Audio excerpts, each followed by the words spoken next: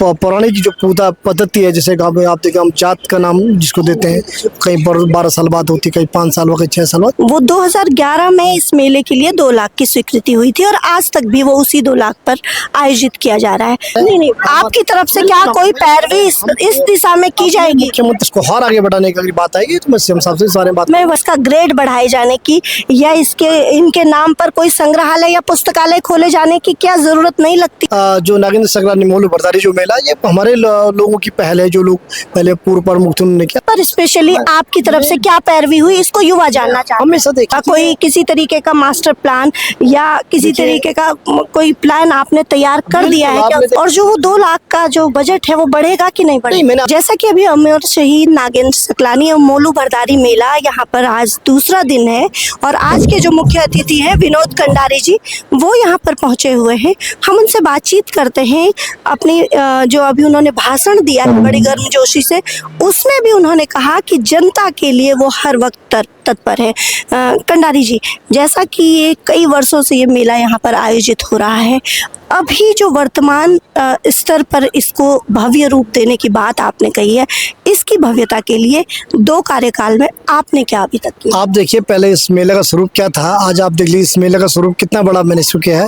और आप देखिए कि विगत कई सालों से मेला चलता रहा, मगर इसका स्तर हर साल मैंने बढ़ाने का काम किया। आप देखिए बहुत उच्च स्तर के हम यहाँ पे कलाकार, पहाड़ी कलाकार जो हमारे, उनको लेकर आते हैं। मगर इन जो मेले कौथी के शहीदों के नाम पर जो आयोजित किया, इसका मेन उद्देश्य हमारा है कि हमारा कल्चर है, जो हमारी संस्कृति है, हमारी जो सभ्यता है, हमारी जो बोली भाषा है, हम अपनी नई आने वाली जो पीढ़ी है उसको को बताएं कि हमारी पुराने लोगों ने किस तरीके का हमारा रीति रिवाज था। और मैंने अपना जो भाषण दिया वैसी बात दिया कि अपना खान पान, अपनी बोली भाषा पे हमको बोलना चाहिए और हम जीवन के उस शिखर तक पहुँचे, मगर अपनी भाषा जो हमारी गढ़वाली भाषा है उसमें हम जरूर बात करें और अपने घरों में अपने बच्चों को हमारी जो गाँव की पौराणिक जो पूजा पद्धति है, जैसे आप देखें, हम जात का नाम जिसको देते हैं, कहीं 12 साल बाद होती, कहीं 5 साल बाद, कहीं 6 साल बाद। तो इन चीज़ों जो हमारे सांस्कृतिक जो धरोहर को भी नई पीढ़ी को हम देने का काम करें। जी, जैसा कि अभी मेरी जो जानकारी में है, वो 2011 में इस मेले के लिए 2 लाख की स्वीकृति हुई थी और आज तक भी वो उसी 2 लाख पर आयोजित किया जा रहा है। फिर जो वो भव्य स्वरूप है और जो वो है, उसको क्यों नहीं बढ़ाया गया, जबकि इससे पूर्व मुख्यमंत्री जी ने इसको बढ़ाने की घोषणा भी की? मेले का एक ग्रेड होता है जी, और ग्रेड के हिसाब से मेले को मिलता है। ये जो मेला है, जैसा जो कीर्तिनगर का वो जो मलेथा का मेला होता है, उसको सरकार का, बाकी हम अपने जो समकक्ष लोग होते हैं उनसे सहयोग से करता है। और ये मेले जो है हर आदमी के सहयोग से चलता है, हर आम जनता के सहयोग से चलता है। और मैंने देखा कि ये मेला की भव्यता, दिव्यता और इसको हर ऊंचा मेले को स्तर और आगे बढ़े, इसकी मेरी जिम्मेदारी। मैं वहीं पर आना चाह रही हूँ। आपने कहा कि ग्रेड होता है, हर मेले का एक ग्रेड होता है। जैसा कि ये जो मेला है वो 2 बड़े नाम हैं, इस स्तर पर बड़े नाम कहेंगे कि उन्होंने क्रांति ला दी पूरे जो क्षेत्र में, पूरी राजशाही के खिलाफ उन्होंने क्रांति पैदा कर दी। तो एक तो वो 2 क्रांतिकारियों के नाम पर वो मेला है।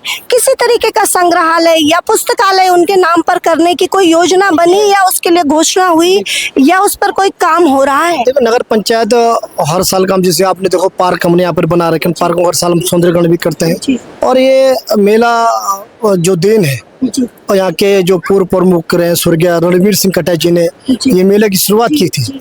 और जब मुझे याद है कि हमारी सरकार जब बनी थी, मैं उसमें प्रदेश का अध्यक्ष था और मेयर और निशंक जी उस मेले में यहाँ पर आए थे। तो इसीलिए आपने देखा कि कुछ हमने नगर पंचायत स्तर पर भी जो नगर पालिका के अपने संसाधन है, उन संसाधनों को भी देने का, बढ़ाने का हम काम करते हैं, जिससे कि मेला दिव्य भव्य हो।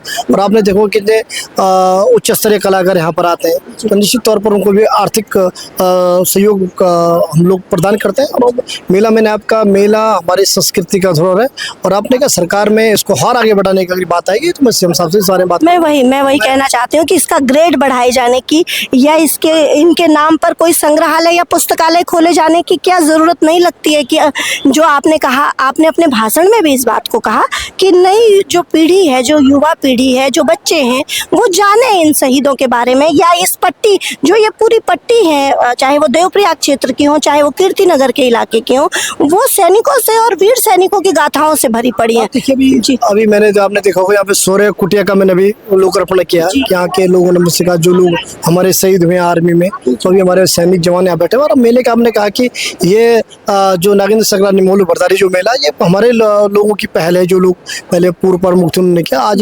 आज जिसको हम आगे बढ़ा, आपने कहा इसको समय रहते इसको और बड़ा करने की आवश्यकता पड़ेगी, तो मैं इसके लिए पूरा प्रयास करूंगा। जी जी। और जो 2 लाख का जो बजट है वो बढ़ेगा कि नहीं बढ़ेगा? नहीं, मैंने आपसे कहा मैं इसका पहले मैं परीक्षण कराऊंगा भाई के संस्कृति विभाग के क्राइटेरिया में, हम उस क्राइटेरिया में कितना इसको फिल कर रहे हैं। अगर होगा तो निश्चित तौर पर महाराज जी से बात करूँ, माननीय मुख्यमंत्री इस बारे में बात करूँ। विधायक जी, एक बहुत जरूरी बात, जिस तरह की आपकी सक्रियता बनी रहती है, जिस तरह से आप युवा दिलों की पहचान माने जाते हैं, तो ये जो है एक रेलवे प्रोजेक्ट से जुड़ा हुआ भी है आपका जो परिक्षेत्र है, कि युवाओं को जो नौकरी और उनके रोजगार के लिए इस क्षेत्र में क्या पैरवी आपकी तरफ से? मेरी हमेशा प्राथमिकता रहती है, और मैंने कहा जहाँ जो प्रोजेक्ट बनता है उसका लाभ वहाँ के लोगों को मिले। जो इस पर स्पेशली आपकी तरफ से क्या पैरवी हुई, इसको युवा जानना चाहते हैं। हमेशा देखिए मैं इसकी पैरवी करता हूँ। मेरे बहुत सारे लोग अपने रिज्यूम लेके भी आते हैं, उनकी मैं बात भी रखता हूँ। बहुत सारे लोग कहते हैं कि हमारे गाँव में भाई एक तो रोजगार के दृष्टिकोण से, एक सामाजिक जो कार्य होते हैं क्षेत्र में, उसको भी काम करने का हम, जैसे आपने देखोगे मलित हमें वीर शिरोमणि माधव जी भंडारी नाम से हमने वहाँ पर हमने गेस्ट हाउस भी दिया है। तो अब वहाँ पे एक मुख्यमंत्री से मैंने घोषणा करा पिछली बार, उसके भी हमने पैसे दिला दिए वहाँ पर, तो वहाँ पर टेंडर प्रक्रिया पूरी हो गई है। तो निश्चित तौर मैंने आपसे कहा कि कोई प्रोजेक्ट चले योग्यता के अनुसार हम लोगों को प्राथमिकता मिले, ये मेरी प्राथमिकता हमेशा रहती है। देवप्रयाग में माँ गंगा के तट पर भी आपने कहा कि बड़ा मेला वहाँ पर आयोजित होने जा रहा है, किस तरह का उसका स्वरूप होगा? कोई किसी तरीके का मास्टर प्लान या किसी तरीके का कोई प्लान आपने तैयार कर दिया है? आपने देखा होगा पहले वहाँ पे जो टुंडेश्वर का पुल था, बहुत बड़ा पुल मैंने बनाया, 52,000 का पुल का काम शुरू हो गया, और बहुत पानी लोगों की आस्थापद की लोगों की मांग थी, मैंने आस्थापद का काम भी शुरू करा दिया। तो गंगा का जो है संगम वहाँ पर अलग भागीरथी का होता है, वहाँ से गंगा को आगे जो नाम दिया जाता है, जो उससे आगे दिया जाता है, तो निश्चित तौर पर मेरे मन में आया कि गंगा का वहाँ पर हम लोग गंगा माँ वहाँ से कहलाते, गंगा को कहा जाता है, तो वहाँ के लिए इससे उससे संबंधित क्या किया जाए, तो मेरा मन में आया कि वहाँ के लिए इस प्रकार का आयोजन किया जाना चाहिए। एक अंतिम सवाल यह है कि जिस तरीके से अभी अंकिता भंडारी का जो पूरा प्रकरण सामने आया है, और उसके बाद अभी जो ये बंद का आह्वान किया गया था 11 जनवरी को, वो आपका जो पूरा जो विधानसभा क्षेत्र में है उसमें कुछ एक आध जगह को छोड़ करके प्रभावी तरीके से पूरा बंद रहा है। क्या आपको लगता है कि जो सीबीआई मांग की जो संस्तुति सरकार दे चुकी है, और उसके साथ साथ जो आम जन और खुद अंकिता के परिजनों की जो ये डिमांड रही है, जो सर्वोच्च न्यायालय के जज की निगरानी में वो जांच हो, उसके लिए क्या आपकी तरफ से कोई पैरवी होगी? मैंने आपसे कहा हम चाहते हैं, वो हमारी बेटी है, बेटी को न्याय मिले, हमारी सरकार हर चीज के लिए तैयार है। नहीं, आपकी तरफ से क्या कोई पैरवी इस दिशा में की जाएगी? मुख्यमंत्री से हम बात करते हैं, और हमने कहा कि मुख्यमंत्री जी ने उसकी सीबीआई जांच के आदेश भी कर दिए हैं, और हमने कहा कि इसमें कोई भी हो, उसमें जो कोई भी व्यक्ति हो वो छूटना नहीं चाहिए, कोई भी हो। और सरकार के अपना काम करने एक तरीका है, उसके SIT जांच हमने की है, और उन्होंने जब मुख्यमंत्री ने कहा सीबीआई जांच ना, मुख्यमंत्री ने उसका आदेश दिया। माननीय मुख्यमंत्री ने एक प्रेस जो सवाल थे, उस सवाल का हमारी सरकार के मुख्य नाते माननीय धामी जी ने उसका जवाब दिया। कल इस मेले में वन एवं संसदीय मंत्री पहुंचे हुए थे, सुबोध उनियाल जी। सुबोध उनियाल जी ने जिस तरीके से रीजनल रिपोर्टर की एक पत्रकार को की आवाज को दबाने की कोशिश की, उस पर आप कुछ कहना चाहेंगे? असल में क्या, कल मैं यहाँ कार्यक्रम में नहीं था, मेरे संज्ञान में नहीं है, और मैं क्योंकि जो मेरी चीज संज्ञान में नहीं है तो उसमें प्रतिक्रिया देना मुझे ठीक नहीं लगता है, क्योंकि मैं यहाँ पर था ना, मुझे इस पर कोई बात हुई है वो तो मुझे सोशल मीडिया पर वायरल है, आपने नहीं देखा? मैंने आपसे कहा मैं कल तो देर रात पहुंचा हूँ, और मैं सुबह ही चले गया था। जो आप बात करें, मैं आपके मैं आपको बता रही हूँ कि हमारे पत्रकार के साथ इस तरीके की अभद्रता कल यहाँ पर हुई है, आप कुछ कहना चाहेंगे? मैंने आपसे कहा मैंने तो वीडियो देखा नहीं है, और वीडियो में देखूंगा तो मैंने प्रतिक्रिया में जरूर दूंगा। शुक्रिया।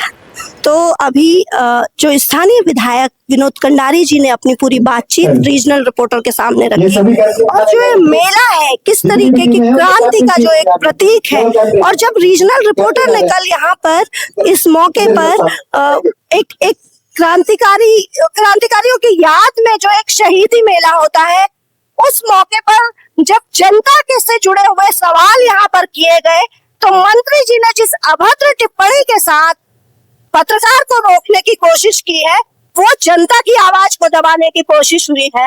आज जब विधायक जी से इस पर बात हुई है तो उन्होंने कहा कि मैं इस पूरे मामले को अभी नहीं सुन पाया हूँ।